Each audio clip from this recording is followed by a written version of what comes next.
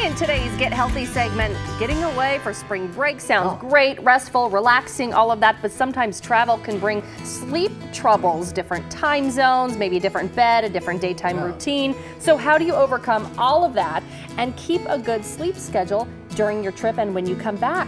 Well, we have just the person to talk to, Dr. Cam Atwal, a sleep specialist with Adventist Health, back with a little advice. You just got back from a trip to India, so you must be adjusting still. Absolutely. So it's a 13.5-hour difference. So I'm still adjusting. I've only been back in town for a few days, but hopefully we can give the viewers some tips on what to do. Exactly. No, it's tomorrow in India, basically. Is that right? Correct. Yeah. Right. So, I mean, I'm just curious, does it take you several days to get back on track yourself or no? So, what we generally tell people, for every time zone, it can take half a day to a day. So technically, in 2 weeks, I should be fine, right? Wow.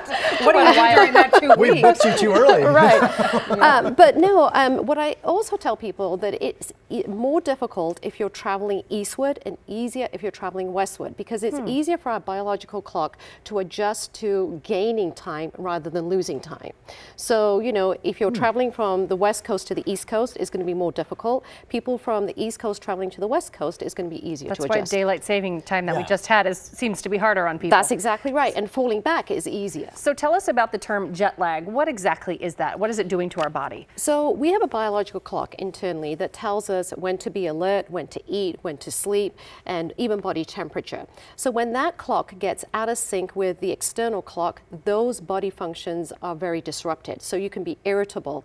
You want to sleep when you should be awake. You might be hungry when you shouldn't be hungry. You might feel hot when you should be feeling a little cooler to go to sleep. So really, a lot of those biological cues of what we should be doing or not doing are all offset.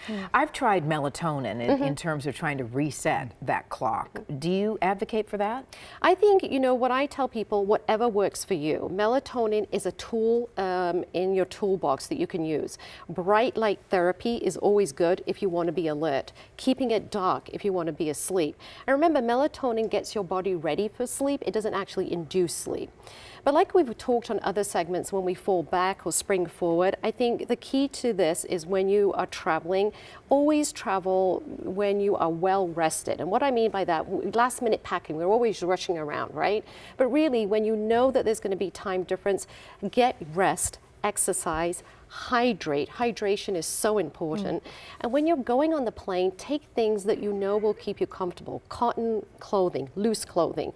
Take your own pillow, maybe take your own blanket, maybe even take some nightshades or some lavender scent that may help you ease that trip. Because actually sitting in those cooped up seats, unless you're flying like first class, where you have the seat where you can lay back, it's difficult to manage that. If you travel to, or if you're coming back home to a time zone that's way different than what you were just in or that you're traveling to, should you try to take naps or you just try to pull an all-nighter and get caught up to that specific time zone? So that's an interesting point, Ashley. I tell some people that if you know you are going to have trouble adjusting, maybe you start adjusting to that new time zone several days leading up to your trip. Okay. So maybe going to bed a little bit earlier if you're traveling. Yeah, exactly.